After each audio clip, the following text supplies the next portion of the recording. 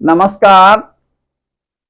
आइए आज हम एक ऐसे विषय पर बात करेंगे जो किसी भी व्यक्ति, समाज, राष्ट्र, देश और दुनिया को अच्छे रास्ते पर ले जाने का एक बहुत महत्वपूर्ण विषय है और उसमें धर्म की बड़ी महत्वपूर्ण भूमिका है। और उससे भी महत्वपूर्ण इन संस्थाओं में काम करने वाले वे लोग जो 24 घंटे अपना सुख और चैन त्याग करके लोगों को सदमार्ग पर ले जाने की कोशिश में जुटे रहते हैं, पर्दे के पीछे रहते हैं।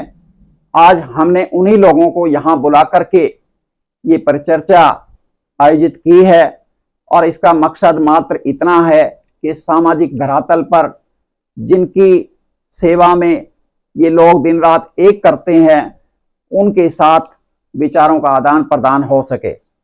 इस कड़ी में मैं उचित समझता हूं कि परिचय कराया जाए। लक्ष्मण प्रसाद शर्मा जी, जो हमारे ऐतिहासिक पंचमुखी महादेव मंदिर लियो चौक बीएमजी मॉल के सामने है, उसमें कई वर्षों से पूजा पाठ और मंदिर में अर्चना का काम कर रहे हैं। हमारे मौलवी साहब मोहम्मद उमर इमाम साहब, जो मस्जिद मुफ्तीवाड़ा रेवाड़ी के संचालक हैं, इमाम साहब हैं और काफ़ी इनका लंबा अनुभव है और मस्जिदों के प्रतिनिधि के तौर पर इस पर चर्चा में शामिल हैं। हमारे ग्रंथी जी मिलाप सिंह जी, जो गुरुद्वारा सिंह सभा 12 हजारी चौक रेवाड़ी से आए हैं और उनका भी बड़ा लंबा तजुर्बा है। गुरुद्वारों की अर्थव्यवस्था, उनकी साज सज्जा और गुरु जी का संदेश देने में उनका जो अनुभव है वो साझा करेंगे। हमारे बीके भाई राम सिंह जी, जो ब्रह्म कुमारी ऐश्वर्य विश्वविद्यालय संस्थाओं के प्रतिनिधि के तौर पर और केएलपी कॉलेज के सामने जो ब्रह्म कुमारी ऐश्वर्य विश्वविद्यालय है, उस संस्था के प्रतिनिधि हैं। आइए आज हम बात करते हैं इन्हीं से और एक ऐसे विषय पर बात करेंगे जो आज तक मैं समझता हूं अछूता ही है।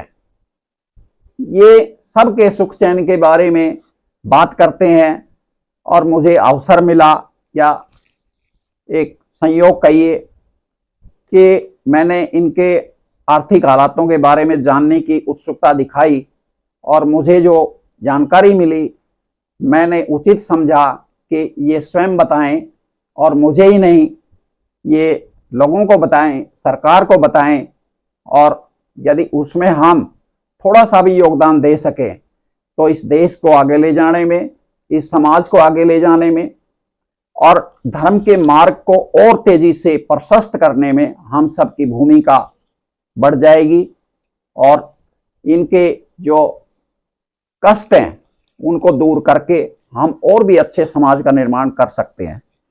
तो मैं जानना चाहूंगा लक्ष्मण प्रसाद शर्मा जी से, जो पुजारी हैं, वो कृपया मंदिरों के हालात बताएं, अपने आर्थिक हालात बताएं। मैं उन्हीं से आपसे रूबरू कराता हूं। शर्मा जी बताएं। जय श्री राम। मैं अपने यहाँ लियो चौक पंचमुख महादेव मंदिर से 20 सालों से देख रहा हूँ। मेरे भाई जो पुजारी उनको भी देख रहा हूँ। अब उनके 8 से और 10,000 रुपये के बीच में लगभग उनकी उनकी मेहनत बनती है, चाहे वो किसी तरह से भी एडजस्ट करें। उससे 8-10 हज़ार के रुपये जो आमदनी हुई, उससे न तो बिजली का खर्चा होता है, ना बीमारी की व्यवस्था बनती है और ना बच्चों का पढ़ाई लिखाई का कोई व्यवस्था होती है। महंगाई के दौर को बढ़ते हुए मैं लोक सेवा मंच का धर्म संस्कृति प्रकोष्ठ माननीय प्रधानमंत्री के या जो भी अपने संचालक अतिथि महोदय हैं, उनसे निवेदन करता हूँ, जो कि पुजारी हैं, उनके लिए जहाँ तक इनकी व्यवस्था के लिए, महंगाई के लिए, बिजली के लिए, पानी के लिए जो भी व्यवस्था उनकी हो सके, पुजारियों की सहायता करें और महंगाई को देखते हुए उनकी तनख्वाह या जो कुछ मजदूरी बनती हो वो देने की के लिए हम यहाँ एकत्रित हुए हैं। हमारी महंगाई के अनुसार देखते हुए बच्चों का गुजारा, हमारा रहना सहना, बड़ी व्यवस्था, आर्थिक स्थिति खराब हुई जा रही। और तो और हमारा टाइम पे बिजली का पैसा ना पहुँचने से बिजली का कनेक्शन भी कट जाते हैं। और तो और पानी की व्यवस्था भी बिगड़ जाती है, पानी भी नहीं आते हैं, पानी का कनेक्शन कट जाता है। और जो भी जैसे तैसी व्यवस्था करके अपनी गुजारी वाली बात हो रही है। माननीय अतिथियों से मैं निवेदन करता हूँ, अगर हमारे पुजारी को गुरुद्वारों में ग्रंथ जी की, खान साहब के, मौलवी जी की जो भी व्यवस्था जितनी कर सकें हमारी सहयोग करें। बस इतनी के बीच में है। शर्मा जी ने मंदिरों के बारे में जो हालात बयान किए हैं उससे लगता है कि इन्होंने बताया कि मंथली 8 से 10 हज़ार लगभग इनको मिल पाता है और मंदिरों की जो व्यवस्था है उसको मेंटेन रखने के लिए, जैसे उसमें बिजली का बिल है, पानी का बिल है और साज सज्जा की जो बातें हैं, तो उसको मेंटेन रखने के लिए भी इनको बहुत संकटों का सामना करना पड़ रहा है। तो इनका कहना ये है कि इनके लिए जो पारिश्रमिक है वो कुछ तय किया जाए, मंदिरों को जो आर्थिक योगदान है वो सुनिश्चित किया जाए। और इसी कड़ी में अब हम बात करेंगे हमारे मौलवी साहब मोहम्मद उमर जी जो इमाम हैं। मैं उनसे रिक्वेस्ट करूंगा वो भी अपने मस्जिदों के हालात बताएं। मैं जामा मस्जिद मुफ्ती वाड़े में इमाम हूँ 20 साल से। तो यहाँ पे मैं इमामत कर रहा हूँ। मुझे 6,000 रुपये मिलते हैं जो बहुत कम है। और मस्जिद की बिजली का बिल, पानी का बिल, सारे मरम्मत वगैरह का काम भी होता है जो बहुत मुश्किल हो जाता है। और लोग नमाज़ पढ़ने आते हैं, वहाँ भी आमदनी कुछ है नहीं। तो मैं गुजारिश करूँगा कि भाई आप तो गवर्नमेंट से भी और ये कि उसकी ज़्यादा से ज़्यादा जो है आमदनी मस्जिद के इमामों की तनख्वाह की जाए। मस्जिद के इमामों को तनख्वाह ज़्यादा से ज़्यादा दी जाए और जो मस्जिद के बिजली के बिल हैं वो भी माफ़ करे जाएँ। और इनके जो बच्चे हैं इनके लिए तालीम भी फ्री करी जाए। मंदिरों के, मस्जिदों के जो भी पुजारी हैं और मस्जिदों के जो इमाम हैं सब के लिए बिजली के बिल वगैरह माफ़ करे जाएँ, इनके बच्चों की तालीम फ्री करी जाए, इनको तनख्वाह ज़्यादा से ज़्यादा तनख्वाह दी जाए जिससे इनका गुजारा हो सके। और मस्जिदों और मंदिरों के मरम्मत के लिए गवर्नमेंट पैसा दे। तो मैं मुख्यमंत्री जी से ये मांग करूँगा और लोकसभा मंच धर्म संस्कृति की प्रकोष्ठ की माध्यम से कि सारे इमामों को और पुजारियों को जब सबको अच्छी तनख्वाह दी जाए, इनकी मरम्मत के लिए मंदिरों मस्जिदों के लिए पैसा जमा किया जाए। मौलवी साहब ने उसी बात को दोहराया है जो हमारे पुजारी जी ने कहा। इन्होंने भी बताया कि इनको मात्र 6,000 के करीब मेहनताना मिल पाता है और जो मस्जिदों का मेंटेन का कार्य है वो भी रखते हुए उसको भी पूरा करने में इनको आर्थिक संकट का सामना करना पड़ता है। तो हमें लगता है कि मस्जिदों को भी जो है आर्थिक योगदान की दरकार है, आवश्यकता है, जैसा कि इमाम साहब ने बताया। अब हम बात करेंगे ग्रंथी जी से, मिलाप सिंह जी से। वो भी कृपया बताएं गुरुद्वारों के अंदरूनी हालात और उनके स्वयं के हालात। वाहिगुरु जी का खालसा, वाहिगुरु जी की फतेह। आदरणीय माननीय मुख्यमंत्री साहब और लोक सेवा मंच का धर्म संस्कृति प्रकोष्ठ के माध्यम से मैं अपने विचार व्यक्त करता हूँ। गुरुद्वारा सिंह सभा 12 हजारी में तकरीबन 10 से 12 साल मुझे सेवा करते हुए हो गया है, व्यतीत हो गया है। इस समय के दौरान जो आर्थिक मंदी और जो हमारी सैलरी है उसको देखते हुए और महंगाई को देखते हुए तालमेल नहीं बैठ रहा है, क्योंकि बच्चों की पढ़ाई लिखाई, एजुकेशन, उनके लिए कपड़ों का इंतज़ाम और उनकी मेडिकल के खर्चे, ये सब 10-12 हज़ार रुपये में नहीं हो पाता है। और भी कुछ खर्चे होते हैं, बच्चों की शादियों के या कोई रिश्तेदारी में जाना पड़े वहाँ भी खर्चा आ जाता है।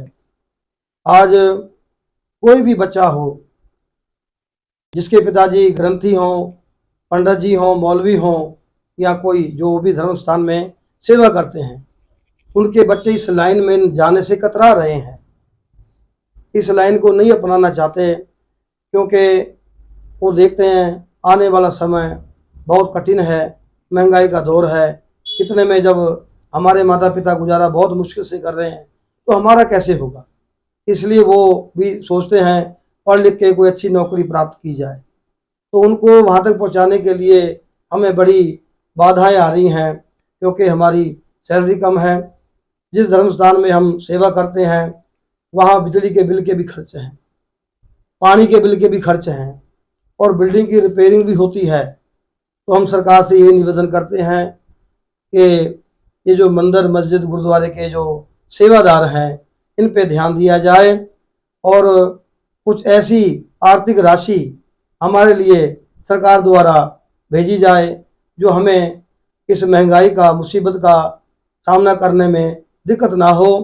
और जो भी धर्म स्थान है, गुरुद्वारे हैं, मंदिर मस्जिद है, उनके भी रिपेयरिंग के लिए सालाना कुछ ऐसा बजट पास किया जाए जिसमें सब धर्म स्थान में अच्छे से व्यवस्था, अच्छी सी सेवा चले, जो धर्म के कार्य को और आगे तक ले जाएं। मैं अपने इतने ही विचार से विराम देता हूँ। वाहिगुरु जी का खालसा, वाहिगुरु जी की फतेह। ग्रंथी जी ने बताया कि जो इनको मेहनताना मिलता है वो नाकाफी है, बामुश्किल परिवार का गुजारा हो पाता है। और अधिकांशतः जो मंदिर मस्जिद गुरुद्वारा गिरजाघर मठ धर्मशाला आश्रमों के जो प्रतिनिधि हैं, काम करने वाले लोग हैं, ये परिवार चलाते हैं। और अगर 2 बच्चों का भी परिवार है तो स्वयं कल्पना की जा सकती है कि कितना मुश्किल होता है आज के हालात में, यदि इनकम का एकमात्र ही सोर्स और वो भी कुल मिलाकर 8-10 हज़ार हो। और जहां तक इन संस्थाओं की रखरखाव की बात है, उनको भी इन्होंने खुद बयां किया।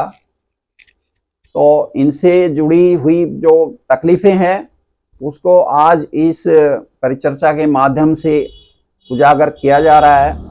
अब मैं इसी कड़ी में हमारे बीके भाई राम सिंह जी, उनसे रिक्वेस्ट करूंगा वो भी बताएं कि जो ब्रह्म कुमारी संस्थाएं हैं उनके आर्थिक हालात और उनके अपने स्वयं के हालात कैसे चलते हैं। ओम शांति। आज ये दुखों की दुनिया में परेशानी होते हुए लोग, हर आदमी धर्म से जुड़ा हुआ है और वो वहाँ पहुंचकर अपनी दुख तकलीफ को मिटाना चाहता है। मैं 30 साल से इस संस्था से जुड़ा हूँ, तो मैंने देखा है कि हमारे यहाँ ब्रह्मा कुमारी आश्रम जो बने हैं उनमें लोग अपने दुख तकलीफों को सुनने के लिए, सुनाने के लिए, बताने के लिए पहुँचते हैं। पहुँच कर के वहाँ उनको देखते हैं कि यहाँ पर कोई निदान हो सकता है। वहाँ पर सभी व्यवस्था करने के लिए हमें क्या करना पड़ता है, वहाँ पर मकान भी चाहिए, बिजली पानी भी चाहिए, सुख सुविधाएं भी चाहिए और कुछ ऐसे प्रोग्राम भी करने पड़ते हैं जिन प्रोग्रामों में लोगों को बुला करके और परमात्मा के बारे में परिचय दिया जाता है उनकी दुख तकलीफ दूर करने के लिए। अब समस्या यहाँ आती है कि अब वहाँ खर्चा कोई है नहीं, खर्चा लेने के लिए हमें किसी से हम मांगते नहीं हैं।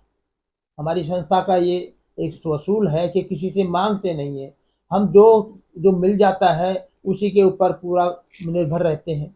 अब समस्या ये आती है कि इस महंगाई के समय में, इस दौर में लोग दुखी हैं, परेशान हैं और वहाँ पर समस्याएं पूरी नहीं होंगी जब तक गवर्नमेंट ये काम नहीं करेगी कि भाई इन संस्थाओं में, चाहे गुरुद्वारा है, मस्जिद है या मंदिर है, सभी, या हमारा आश्रम है, ब्रह्मा कुमारी जो आश्रम है, इन सब पर जब तक गवर्नमेंट कोई ना कोई इस तरह का ये कुछ बना के नहीं रखेंगे तब तक वहाँ समाधान नहीं होगा।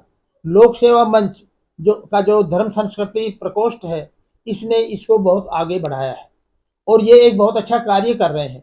इस कार्य से हम ये मान रहे हैं कि आगे आने वाले समय में बहुत कुछ गवर्नमेंट कुछ सोच समझ करके इनका समाधान जरूर करेगी और चाहिए भी। दूसरा, बीमार होने पर कौन देखता है, बीमारी के अंदर भी गवर्नमेंट अगर कुछ उनका समाधान कर दे, 10,000 का, 20,000 का, 1 लाख का, 2 लाख का, जो भी बीमा करा दे तो उससे भी उनका काफी फायदा हो सकता है। ओम शांति। आज की परिचर्चा में हम सब ने सुना, पुजारी जी ने, मौलवी साहब ने, ग्रंथी जी ने और बीके भाई राम सिंह जी ने, जो हमारी अग्रणी संस्थाएं, धार्मिक संस्थाएं हैं, इनके अंदरूनी हालातों को बयान किया। और इसी कड़ी में मैं समझता हूं कि जब इनके लिए कुछ मांगों का जिक्र किया जाए तो उसमें इन्होंने निजी बातचीत में और भी अन्य धार्मिक संस्थाओं के प्रतिनिधियों से मेरी विस्तृत बातचीत हुई है। मंदिरों में, मस्जिदों में, गुरुद्वारों में, गिरजाघर में, मठ में, धर्मशाला में, आश्रम में मेरा अक्सर आना जाना लगा रहता है। मेरी इनमें बहुत गहरी आस्था है और मैं समझता हूं कि ये संस्था बहुत अच्छा काम कर रही है। लॉ एंड ऑर्डर को मेंटेन करने में इनका जितना बड़ा योगदान है, ये व्यक्ति को उसके सही मार्ग पर चलाने का रास्ता दिखाते हैं। अगर ये संस्थाएं ना हो तो मुझे लगता नहीं कि अकेला पुलिस के दम पे हम समाज को और व्यवस्था को चला सकते हैं। तो ऐसे महत्वपूर्ण संस्थानों में काम करने वाले लोगों के लिए हमें जरूर विचार करना होगा। और इस कड़ी में मेरा एक विनम्र सुझाव है, जैसा कि इनकी बातचीत से मुझे लगा और अन्य प्रतिनिधियों ने मुझे इस बात को कहने के लिए अधिकृत किया, एक तो कम से कम कि इनका जो मंथली एक सम्मान भत्ता माननीय सरकार ने ये तय करना चाहिए कि कम से कम आज की महंगाई को देखते हुए और शुरुआती दौर में 20,000 रुपया मंथली इनको एक सम्मान भत्ता, एक इनको प्रोत्साहन भत्ता कह लीजिए, वो इनको शुरू किया जाए तत्काल जनहित में। दूसरा कि इनका जो स्वास्थ्य है उसको बनाए रखना, उसकी देखरेख करना, उसकी जो है गारंटी लेना, ये हम सबका नैतिक कर्तव्य है। और जन कल्याणकारी राज्य में जिस सरकार को हम पूरे भरोसे के साथ चयन करते हैं, तो हम उसके माध्यम से ये प्रार्थना करते हैं कि इनके लिए कम से कम 10 लाख का वार्षिक एक मेडिकल कवर, एक मेडिकल बीमा इनका सुनिश्चित किया जाए, इनका और इनके परिवारजनों का। तीसरी जो बात है, इन्होंने बहुत अच्छे ढंग से एक्सप्लेन की है और हम सब भी समझ सकते हैं। किसी भी मंदिर में, मस्जिद में, गुरुद्वारे में, गिरजाघर में, मठ में, धर्मशाला में, आश्रम में हम जाते हैं और पब्लिक का आना जाना लगा रहता है, तो वहां का बिजली और पानी का जो सदुपयोग है वो ना केवल इनके व्यक्तिगत उपयोग में बल्कि उसका जनता ही उपयोग करती है। तो इनका जो बिजली और पानी का बहुत खासा बिल बनता है और अपनी आर्थिक हालातों के कारण ये संस्थाएं लड़खड़ाती जा रही हैं और इन बिलों को पे करने में इनको बहुत हर महीने कड़ी मशक्कत करनी पड़ती है। तो माननीय सरकार से ये प्रार्थना है कि इनका बिजली और पानी जनहित में पूरे प्रदेश का, और मैं तो कहूँगा माननीय मुख्यमंत्री जी को हरियाणा में इस मॉडल को लागू करना चाहिए और हमारे बहुत ही आदरणीय पीएम मोदी जी को पूरे देश में इस व्यवस्था को लागू करना चाहिए कि जितने भी मंदिर हैं, जितने भी मस्जिदें हैं, जितने गुरुद्वारे हैं, जितने गिरजाघर हैं, जितने मठ हैं, जितने धर्मशालाएं और जितने आश्रम, यानी धर्म संस्कृति से जुड़े हुए जिनका मैं नाम नहीं ले पा रहा हूं, चाहे वो किसी भी मत संप्रदाय धर्म के हों, सबको एक समान भाव से इस पैरामीटर के साथ ये सहूलियतें दी जानी चाहिए। और चौथा मेरा एक सुझाव है जनहित में कि इनको साल में वार्षिक आधार पर कम से कम 5 लाख रुपए की एक आर्थिक अनुदान सरकार सभी को एक समान भाव से प्रदान करे। चाहे वो कुछ क्राइटेरिया रख ले, जिनका क्षेत्रफल ज्यादा है उनका कुछ ज्यादा दे दे, मगर कम से कम न्यूनतम 5 लाख हर धार्मिक संस्था को साल में दिया जाए, ताकि ये अपना कोई मेंटेनेंस का, रिपेयर का, टूट फूट है, पब्लिक का आना जाना लगा रहता है, बिल्डिंग है इनकी सफेदी मांगती है, तो उससे ये संस्थाएं जो है अपनी साफ सफाई, साज सज्जा, रख रखाव कर सकती हैं। इन संस्थाओं की जितनी हम देखरेख करेंगे, जितनी इनमें चमक होगी, मैं समझता हूं उससे 4 गुना चमक समाज और देश में दिखाई पड़ेगी। तो ये काम भी हमें करना चाहिए और इसमें सबसे जो सक्षम है हमारी माननीय सरकार है, तो जनहित में सरकार इस काम को करे। और एक अन्य जो मांग और इनका सुझाव, और यह भी बहुत उचित होगा कि यदि किसी भी धार्मिक संस्था की तरफ से बड़ा कोई डेवलपमेंट प्रोग्राम लिया जाता है, कोई बड़ी बिल्डिंग, कोई बड़ा और इंफ्रास्ट्रक्चर खड़ा किया जाता है और वो सरकार से अप्रूव करा के उसमें 30% जो कंट्रीब्यूशन है वो सरकार का होना चाहिए, 70% इनकी मैनेजमेंट या ये संस्थाएं खुद अपने, तो ये भी एक बेहतर प्रयास होगा। तो 5 मांगे इस तरह से पूरी की जानी चाहिए और कम से कम इन पे सहानुभूतिपूर्वक जनहित में विचार किया जाना चाहिए। और ये लोगों की चिंता करते हैं, ये समाज की चिंता करते हैं, देश की चिंता करते हैं, तो हमारा नैतिक फर्ज है कि हम इनकी चिंता करें। ये तो एक लेन देन है, जितना हम अच्छे लोगों की, अपने सेवा प्रदाताओं की चिंता करेंगे, वो उतना अपनी तनदेही के साथ हमें वापस लौटाएंगे। और धार्मिक संस्थाएं जितना महत्वपूर्ण काम आज के दिन कर रही है, मैं समझता हूं कि ये 5 मांग और बहुत बड़ी मांगे नहीं है। मैं माननीय पीएम मोदी जी से, माननीय मुख्यमंत्री जी से और जो भी सक्षम लोग हैं उनसे ये प्रार्थना करूंगा, इनके दिलों की आवाज को सुनना चाहिए और इनका जब भी वो दौरा करते हैं, इन मांगों को कृपया वो मन में रखें कि क्या वास्तव में इनकी जरूरतें हैं। और लोक सेवा मंच का एक कार्यकर्ता होने के तौर पर और एक सामाजिक कार्यकर्ता के तौर पर और व्यक्तिगत तौर पर भी मैं ऐसा महसूस करता हूं कि ये सभी 5 मांगे इतनी जायज हैं जिनको तुरंत पूरा किया जाना चाहिए। और आने वाला समय, मुझे पूरा विश्वास है कि हमारी जो जन कल्याणकारी सरकारें हैं इन मांगों पर उसका ध्यान जाएगा और ये और ज्यादा बेहतरी के साथ और ज्यादा अपने चेहरों पर मुस्कान लेकर के हमारे को सेवा दे पाएंगे। इस समाज को, देश को, दुनिया को आगे बढ़ाने में इनका योगदान मिलेगा। आज की परिचर्चा इतनी थी, अगले चरण में कुछ बात और होगी।